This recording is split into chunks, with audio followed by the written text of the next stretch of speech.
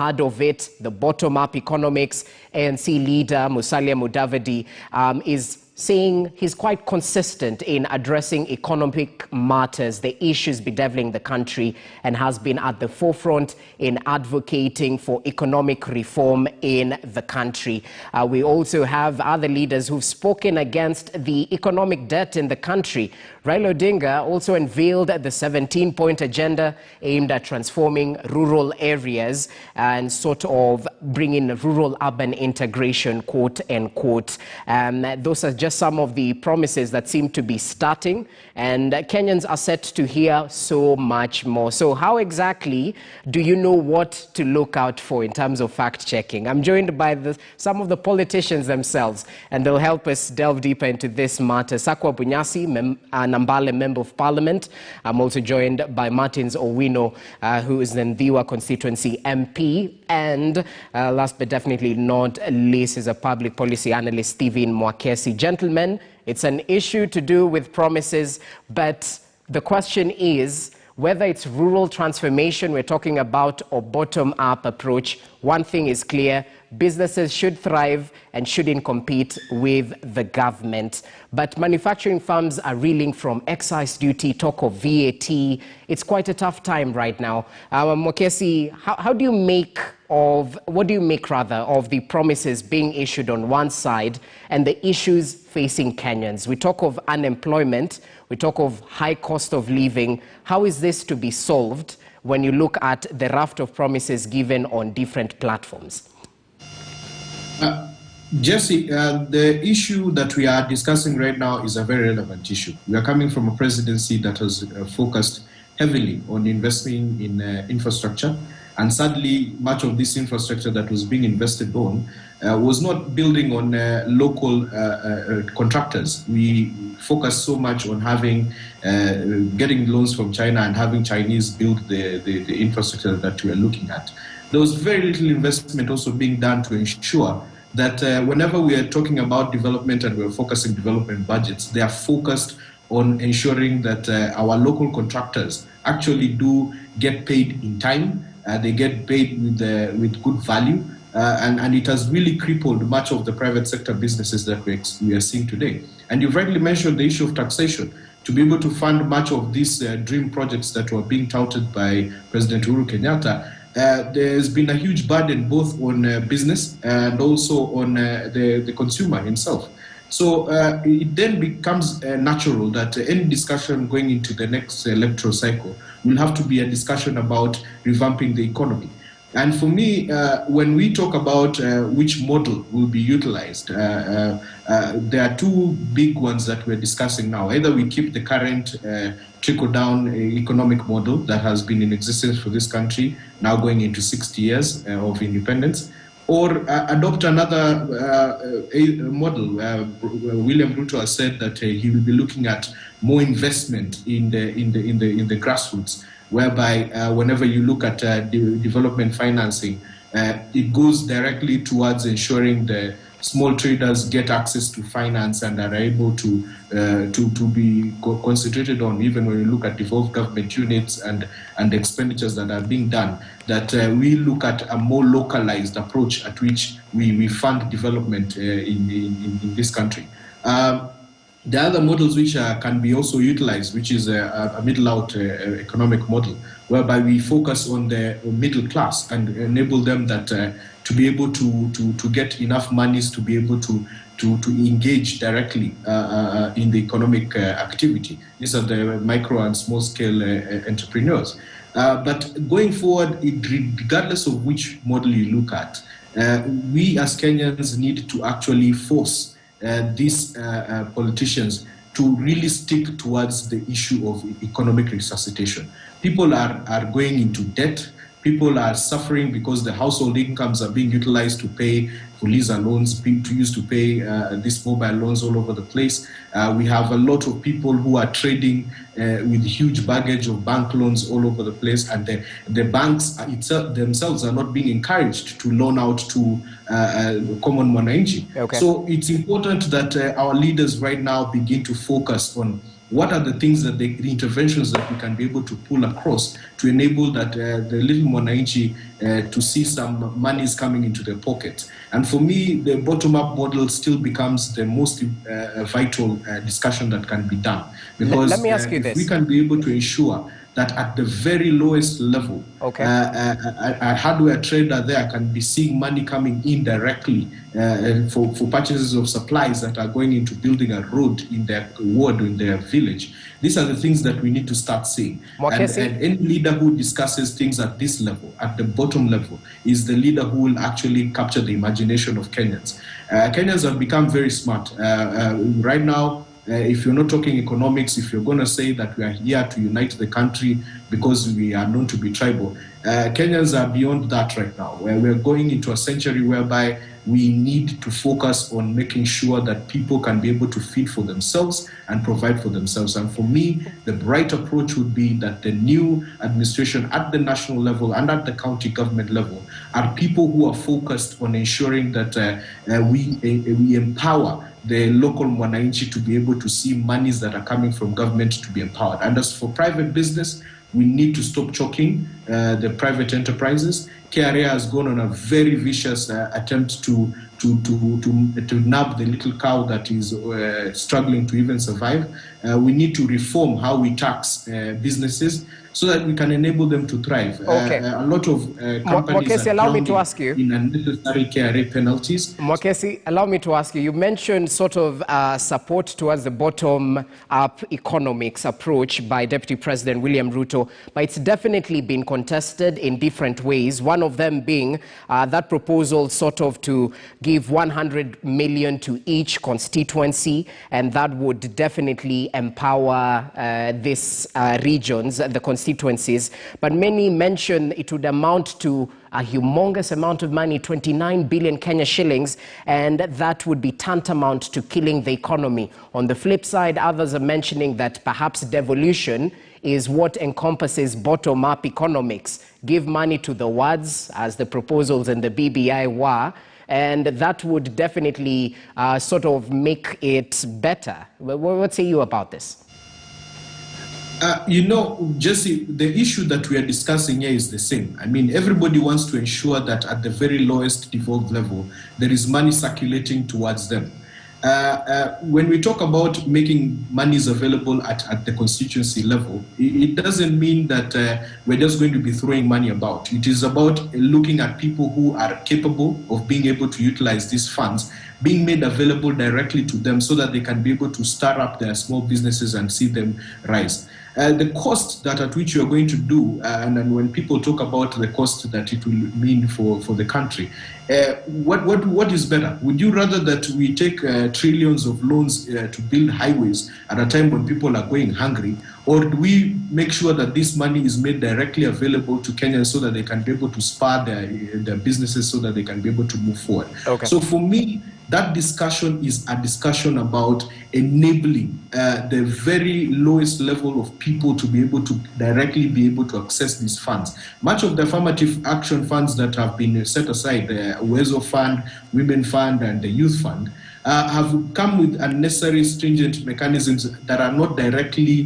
geared towards enabling the people who are supposed to be the beneficiaries tap into the mechanisms that enable the progressive development of our country. All right. So it is about being very decisive, being very particular about saying that we are giving money to Kenyans so that they can be able to pump into their small enterprises and they can be able to join into the whole conversation about building the country, not from a policy perspective at Nairobi, but at the very village level. And well noted. Anyone who pushes this agenda is going to win. Okay, well noted. Sakwa Bunyasi, add your voice to this, because it's all about enabling the masses, the population, so that they can earn an income and keep most of it. It doesn't all go to taxes. So what's the big problem with the bottom-up approach right now? Because it's all about empowering at the bottom of the pyramid and increasing those in the tax-paying bracket, according to what I've had so far.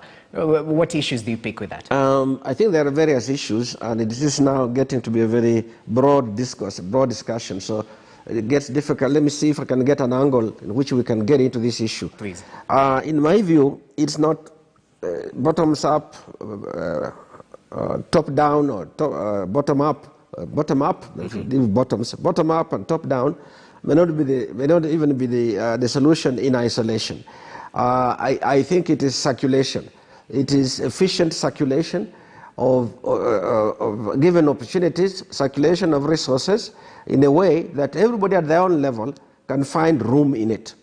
The only country that I know of, and it could be, if there are others have experienced it, they can probably give us better examples, that tried the bottom-up, which was part of political revolution, cultural political revolution, was China, in which they used the villages who were organized in communes, producing goods whose market was guaranteed by the state. The state absorbed. Goods could only be sold to the state.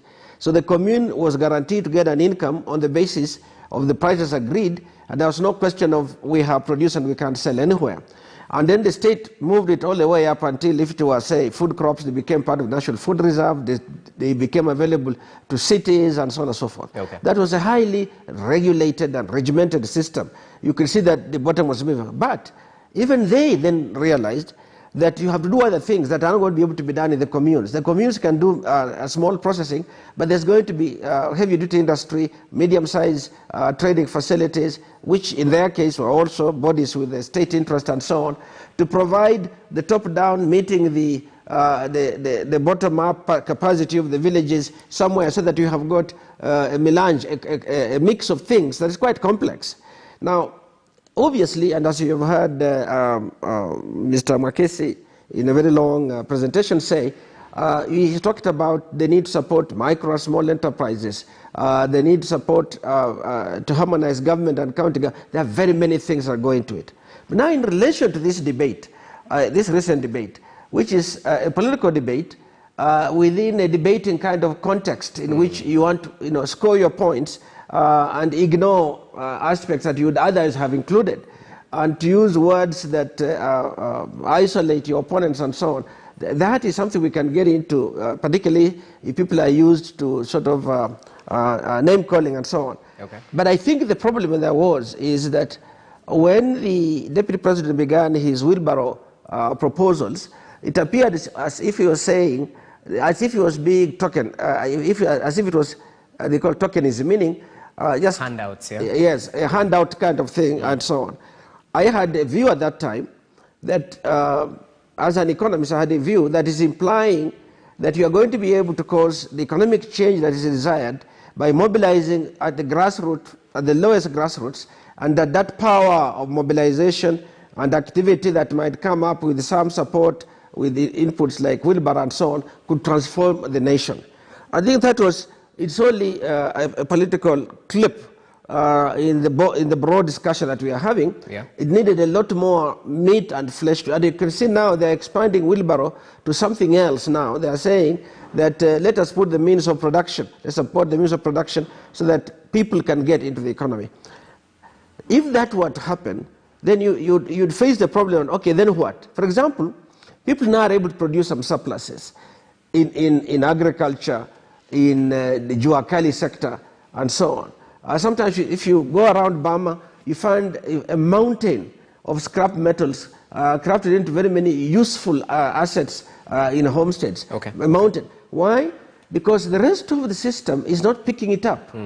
So the system needs to be integrated, more sophisticated.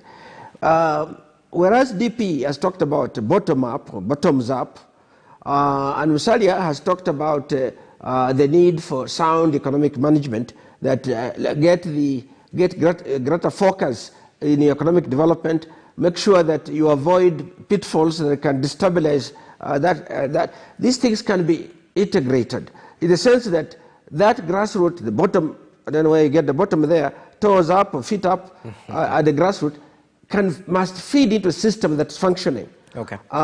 Devoid of theft, devoid of corruption, focused public sector, focused on things that are facilitating, like Honorable Owina said, if you put money in big investments, you deny that to go to small investors that touch the people, you may slow the impact in growth. So it's a more complicated thing, but I think for politics, for political purposes, we are looking for epithets and epithets as well, clips and so on, but actually a combination of both, so that we try and stand out. That's what it's all about. But in terms of sound economic thinking, it's a system, it's an ecosystem that is interdependent. We must make sure that the one who the first time begins to make surpluses in Wimby, in millet or in maize, or make surpluses in the manufactured, in the fabrication that they are doing of things, and they have a market. One wants to go into horticulture and agro-processing and so on, that can get resources to do it, and there will be a market outlet. So it's a more complex system that any politician must adhere to. Okay. We'll try and break it down so Kenyans can know what exactly to look out for. But even as we do, Martins, we know your party leader has definitely gone big with his agenda for the country. Ever since the 15-point agenda was released on Twitter, we've had issues to do with rural-urban integration. But I beg to ask, counties right now are cash-starved. We well know of the issues bedeviling these devolved units. So ODM is pushing for rural-urban integration, and the counties will be quite instrumental in this. How? Because issues in the current regime are to do with funds. It's not a constitutional challenge. It might be an administrative issue. So talk to us on the how. This is the how, and my party leader has been very consistent. You know, in my constituency, we grow sugarcane. It's agricultural sub-county. And right now, when it rains, those farmers cannot even get into the factory. We also grow tomato. Most of them go to wastage. We grow maize or corn. When we are harvesting, they are taken at throwaway prices. We grow beans, which soya beans. So all this, what my party leader is, if you have a sub-county like that, you can turn those potatoes into potato flour, potato chips, by light industries. You can turn those tomatoes into tomato paste. Why should we use tomato paste from the wife of John Kerry here in Kenya? And ours goes to waste. We can have, we can turn those corn to maize meal, by having those light industry. And at the time, the government should provide enabling environment to do business by the rural communities, where we have 75%. Right now, you talk of electricity is on and off, access to water is one thing, roads itself, the people of Dewa are paying taxes to fund highways in the urban areas, which they are not even using. We are not saying it is bad, but the development is lopsided. It's favoring other people's and not other people's.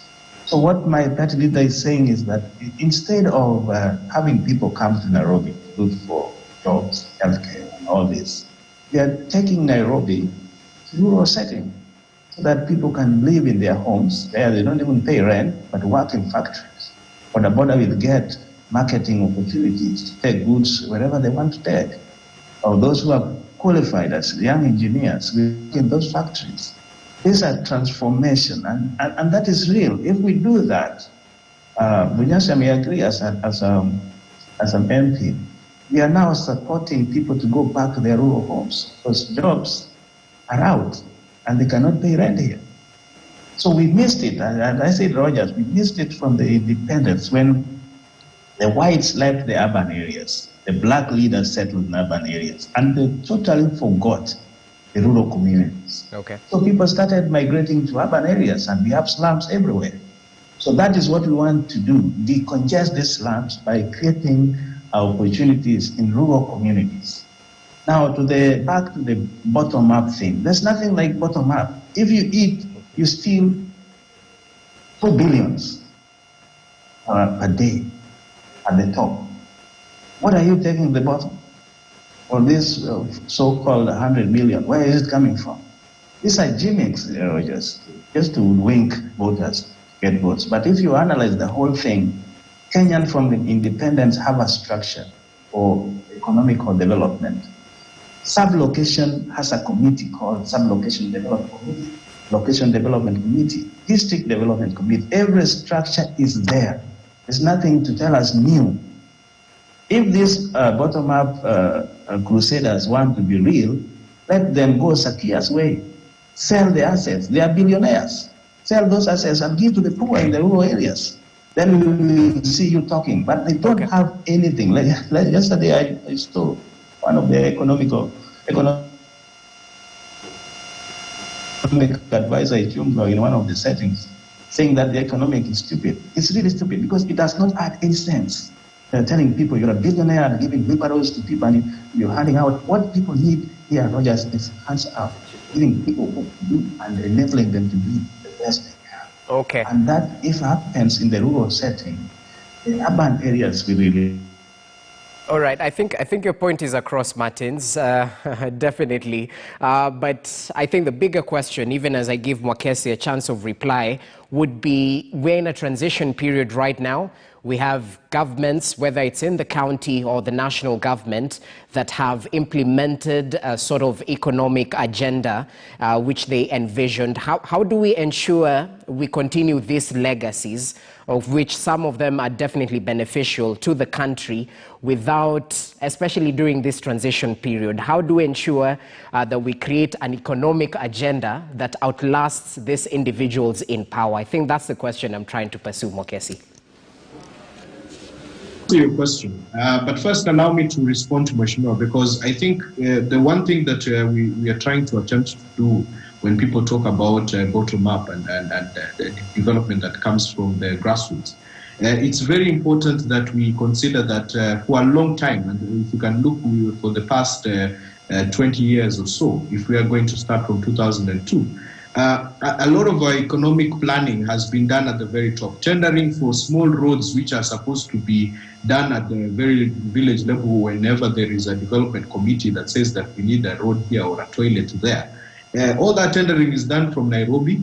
You have people who are going to be able to bid for these particular jobs coming from all sides of Kenya. That's fine. It's not something that should be looked down upon. However, how beautiful would it be that whenever a road is being done in Undani or it's being done in Taveta, that the local contractors are the ones who are able to quickly gain access to those particular tenders because they are being issued at the very lowest level. Okay. These are the kind of dynamics that we need to see, because they will change our microeconomics from the various areas that we're in, because then people are able to really take part in utilizing these annual funds that come in every day. Now, how does this outlast our leaders so today? You know, the hard fact is that nothing much can be done within government without utilization of the particulars that have been put within the budget of the day. And so I do know for a fact, whether it is William Ruto or Salim Mudavadi or any other president who comes in, come 2022, they'd have to really relook their existing budget that they will be handed over by President Uhuru Kenyatta, and really look at ways about readjusting some of those proposals that will be there, because by the time we're going into August, there'll be a new budget in place done by Uhuru's technocrats who might not necessarily believe in some of the ideals being put forward. We might see that some of these discussions and realignments coming into force, say in the 2023-2024 financial year. But I think the most important thing that we need to now go forward with is that development in the new decade has to be a development that is constructed by both the national and the county government administrations. Sure. That if we are going to be setting budgets, let us all be very clear that to this end, national government will be able to cater for this particular aspect. And this is how we're going to empower the national government agencies at that particular level to be able to complement the good ideas, the good structures that are being set up by county governments at that level. There has to be complementarity. The fact that we have budgets that are not talking to each other, 47 budgets across the county and the national government budget that are not really speaking to each other, is where the problem comes in. And so for me, I would really like to call for coming back to what President Kibaki had with the National Economic Social Council, whereby we really find ways of really harmonizing our budgets, the 48 budgets that are presented every fiscal year, so that they speak directly to what are the needs of wananchi on the ground. And whenever this is done, then you look at the entire taxation regime and how we're going to raise money for that particular period to enable the fact that at the very lowest level, you're not being charged cess by county governments that is competing hand in hand with what is being charged, your corporate tax by the national government. Okay, well noted, Mokesi. I think your point is definitely across. A good footnote for you right there. So, Sakwa Bunyasi, your final take, even as we take a look at the transition periods. You mentioned Musalia Mudavadi is sort of pushing for a sound economic management, avoiding pitfalls and all that. But we have Vision 2030 implementation might not be as pushed right now. There's no government support as much as it's needed, and we are so close to 2030 itself. What say you about this? Yeah, first of all, I think the idea of the 2030 vision, a long-term vision, is very important because there are certain developments, including heavy expenditure developments that take time, that improve that are enablers, that make it possible for the economy to function. Physical infrastructure, telecommunications, technology, education, health, these are all important things that you can, if you have a long-term perspective, you can then break them down in bits. What President Uhuru saw was that, okay, while I work within the framework of 2030, let me have some intermediate goals that I must achieve, the so-called Big Four agenda in the manufacturing, in food security, and so on and so forth, that were not inconsistent with 2030, but of course they take away attention from the long-term view and they come to the short-term view. All those things are very good. Some of the missing links have been that the regional distribution of these big efforts has not been optimal. And development will come from many different corners of the Republic, and together the economy will grow. Now, the way I see it is that we're going to continue the debate of whether it should be, and it's a fair debate to have. Would Kenya grow faster if the emphasis was supporting the grassroots, putting, I don't know how much, what a share of resources, but a large amount of resources at the grassroots to enable them to produce for themselves and get employed and engaged and so on? Or would it grow better if somewhere in the middle, the top and the middle, we had new institutions, private perhaps, and changing therefore, you change government funding to suit it, so that this would build the jobs that might be needed by virtue of additional processing or new ideas, services that are being provided, and that therefore this would be so successful that the bottom would then filter up through osmotic, what we taught in high school, osmosis, when you sort of, you suck simply by touching, that they are so even in economics, these are arguments that are done with care and respect. When Reagan, and I want to conclude on that, when President Reagan was talking about top-down, the trickle, he says it's better to develop the big industry, the big employers, and the benefits that come out of it will trickle down to the grassroots. This is in America, it was not in Kenya or in Africa. That the person of the grassroots benefits by having a job in one of those big industries, whatever those were. And his running mate, his opponent who became his vice president, Mzee Bush, called it voodoo economics. Now, voodoo is sort of a witchcraft type religion in West Africa. It's been well known in Haiti. But as it turned out, it's not either or. That's the truth of the matter. You have to do a lot at the grassroots to get the education going, the health going, so that you get healthy people ready for the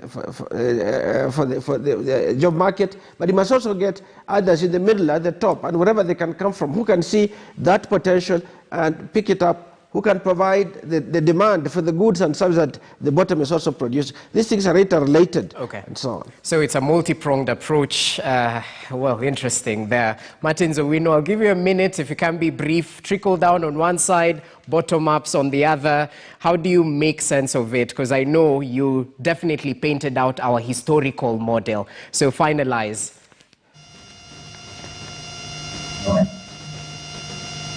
All By that, Kenyans put theories away from practicals. My party leaders with very, very consistent. Number one, he fought for devolution, take money to the rural communities, rural setting. He also fighting for BBI to take money even further to the wards. That is the way to go. To me, growth of economy in this country means livelihood of the common man. Down there, the middle one will get their share from down there.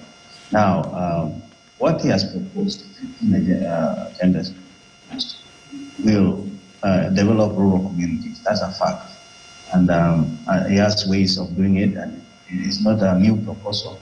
It's something that has been happening, and we look forward to implementing it. The big elephant in the room is corruption. One, you can say anything, but when people are corrupt and eating on the bodies of those who are suffering, rural communities or rural communities, we are not going anywhere. So the first thing to deal with when it comes on will be deal with corruption. Okay. No government money is too late. Now, if you allow me, Rogers, education, we need to do something about it. And my take on is that we have to have a think tank to think education through. Remember, we started in 742, that's high school. We went 844, and now we are CBC. And teachers cannot cope with this. I met my 52 head teachers in my constituency.